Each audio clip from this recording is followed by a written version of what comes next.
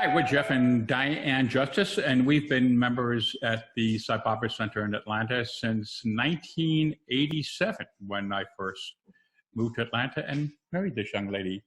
Which is an interesting story how we got there, because I was a comedian up in New York, and Diane was a singer-songwriter here in Atlanta.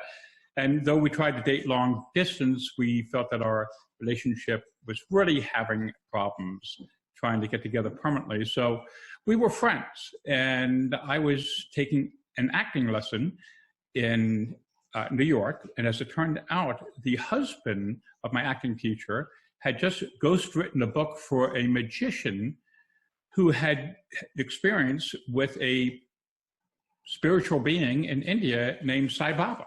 And he had seen him manifest vibhuti. And as a magician, I was fascinated, because usually it's lay people that are checking out whether somebody's doing a miracle, and they don't know the stuff that we know. And being a close-up magician for 20 years, it was great to see a magician do this. So I was fascinated about it. Plus, he sounded like this wonderful being. So I sent the book to Diane. It was the first book I'd ever sent her, and said, you got to read this chapter on this person named Sai Baba. So I sent it to her. So I get the book, and I had been raised very Catholic, and then kind of took a break from that and really just hadn't been particularly spiritual at all for a while. And I had been touring with some country music stars and things, so that was kind of my life at the time. And so I get the book, and in the meantime, I'd started going to a Unity church. So I was opening up a little bit there. And so I read the book. I come to the part about Baba, and I'm like, it was too much for me. I mean, it was just too weird. I mean, it really was. I don't know what else to say.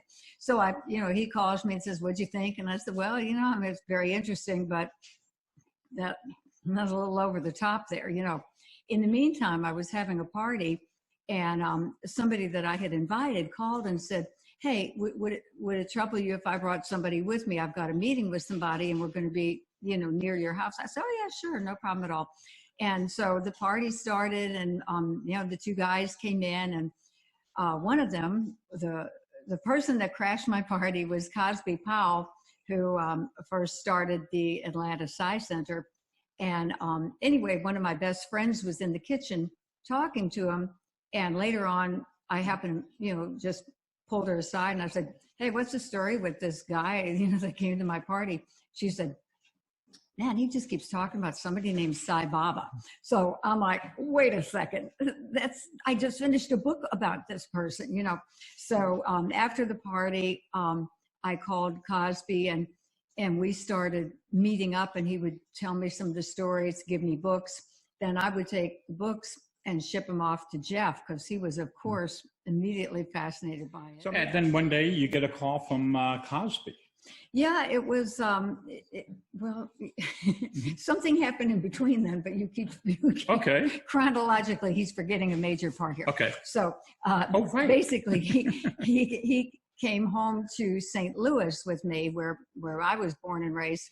And he had realized that in all the years that, even though he lived in New York and I lived in Atlanta and we just couldn't make it work, he had still never officially proposed to me. So Christmas night, we were at my mom's house, and he asked me to marry him. And I said, well, why are you asking me to marry you? You won't come to Atlanta, and I ain't going to New York, So we were kind of at a standstill. And then he asked again, well, what are we going to do? And I said, well, I'll tell you what, I'm not giving you an answer. I'm not marrying you unless Sai Baba tells me to, period. Now, we all know what the odds on that were, right? You figured it was a lock. Yep. Being that it was halfway around the world. But little did she know that Cosby Powell was going to call her up one day and say, would you like to go to India with me? And he said, I'm going to probably go around late June or something like that. This was probably around March or something like that. And I said, oh my gosh, yes. And I was self-employed, so I could kind of get out of Dodge whenever I wanted to. And then he said, well, also, I think you should ask your friend Jeff. And I was like, this big silence. I'm like, yeah, we kind of were romantic. We're kind of in this weird place. I want this to be a real spiritual journey. And I really want to ask him. And he's like, that is so selfish of you. And I'm like, oh my gosh, I felt so bad, you know. And he said, you really should ask him. So I call up Jeff and I'm like, Cosby is going to India.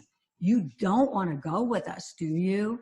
I think you were even more emphatic about it than that. It was more like, you don't want to go, do you? I think it was something like that, yeah. And I said, sure. Yeah, sounds great to me, because I looked at my calendar as a comedian on the road, and it turned out that about the week, what was it, did we have a week? Or I don't know. Maybe it was 8-9 days. I had that exact amount of time open on my calendar. So I was all in. Yeah. So we went over there, and we were only in Puttaparthi for 4 days. Don't ask me why, but we only had 4 days there. And probably the first thing that happened when we got there was Jeff sees Baba before me. But of course. Right. Now, I'm an identical twin, and I came out first, and I'm pretty big on being the first one for stuff, you know. So, and of course, we have the same birthday, so go figure. But I was starting to get upset already. He's getting the room with Cosby, so he's hearing nonstop stories. I'm in a room with an Italian girl who doesn't speak any English and is like oming all night, so I can't sleep. So I'm not having. And she locked you out during the day, didn't she? She would lock the door in the daytime so she could sleep. I'm going, what's wrong with this? So I'm totally blissed out, and we would meet to get tea and desserts afterwards, and I'd be talking about all the great stories that I was hearing from Cosby, which just made Diane less and less happy. Yes. And I believe it was the third day there, I'd written a letter to Baba about some problems my nephew was having and some health issues with my dad. And he came around, I think I was like in the second or third row, and took it from me. So I was very excited about that. And Diane was so happy when she found out that Baba had taken my letter from me. So I said to him, so did you ask anything about us? And he said, no, that's your problem. You know, and I was like, oh my gosh, you know. So when I left that, we were leaving the next morning. That was we had one more darshan left. And I walked back, and I got up real early in the morning. I went to Omkar, and these were the days you could sit under Baba's window. So after Omkar, I just went over and sat in the dark under Baba's window. And I said, you know, Baba, I wouldn't have thought about asking anything about my mom or my sister or anybody except me in a letter to him. And all of my letters had been, you know, hey, what am I going to do about this? And how, you know, and I felt really, really, I mean, it was just so emotional. I sat and kind of cried and just felt like I had so much to work on when I got back. And, you know, and then so I had a letter to give him, and I tore it up, and I just wrote, Baba, I'm Diane from Atlanta, Georgia. Should I, you know, could we get an interview for Cosby and Jeff and me? And should I marry Jeff? ? That was it. He walked by the women. He kind of looked at me, but nothing, you know. So he goes over to the boys section. And I'm 13 rows back. I'm practically in Bangalore. So I know there's no chance of me getting to ask Baba for an interview, but I was just praying, Baba, thank you for having us here. And I had come to the conclusion of Baba being an avatar and, as we say in America, the real deal at that point.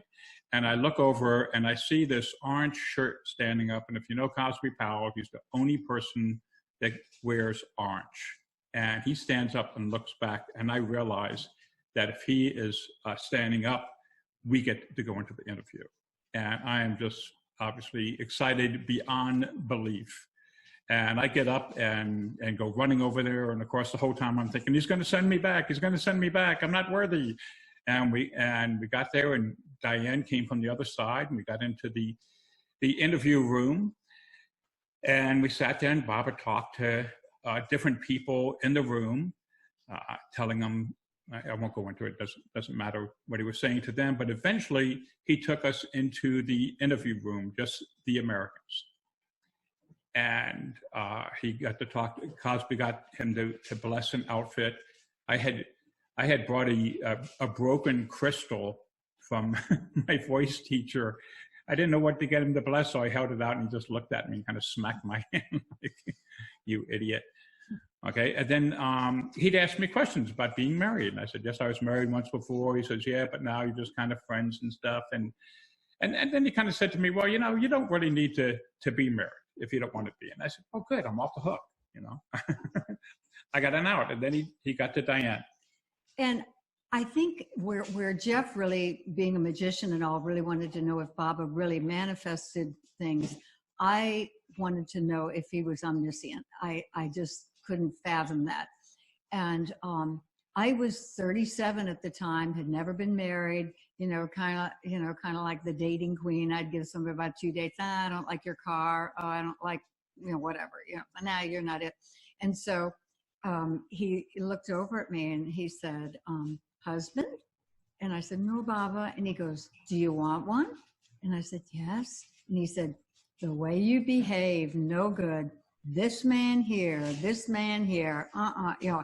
I mean, at that moment, you would think I would be so embarrassed and I would crawl under a chair somewhere or something, but it wasn't that. It was my mind just stopped and went, how did he know that?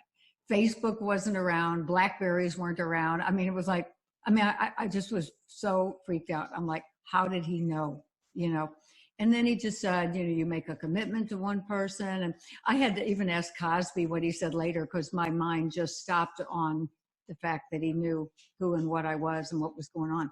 So at that point, I'm confused because he's told Jeff it doesn't matter if he stays single or not. So I'm so confused, but it doesn't matter. I'm just like, this is God. So we go back out in the room with everybody else. And as Baba's talking to us, he moves his hand around, and as he closes his hand, Cosby's head comes between my vision and Baba's hand. And I really can't see what happens, and he opens up his hand and he has a lingam in it. Now, from my experience as a magician, knowing the way how tight Baba's clothes are and stuff, there's no way that could come from his sleeve. And I knew that he manifested. And he was telling everybody the significance of the lingam. And then he gave it to one Indian gentleman for his puja room. And I'm sitting there and I start thinking and said, Baba, I know that you manifested that. But if anybody ever asks me, especially my magician friends, I'll have to say that I didn't see it. And right at that point, he looks right at me and he starts moving his hand again. But this time, like a magician might hold his hand like this, he holds his hand like this. And out from the center of his hand jumps out the end of a japa mala, and he catches it. So now he's holding his hand like this, and there was no alarm back then. He's holding his hand like this. He's holding the end of the japa mala here. It's vanishing into his hand here, and then he pulls it out, and a japa mala has 108 stones on it, and each one of these was about a quarter of an inch. So this is like 52 inches of japa mala that comes out of his hand.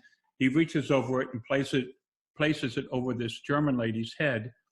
And he looks at me and says, when are you coming back to see me? And I said, anytime you say, Baba. And I thought I heard him say, well, next time call first.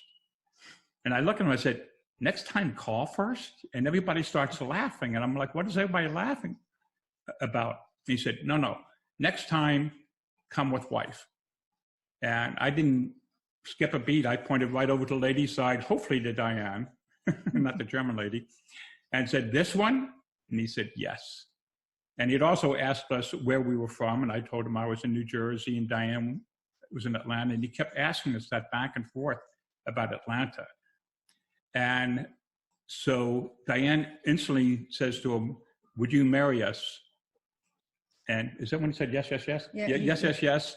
And she went to ask him when, and he just stopped the interview. Yeah. That was it. And we got vibhuti, got to do Pat Namaskar, and left. And so I'm set. He told me to marry her, but not her. She's not set.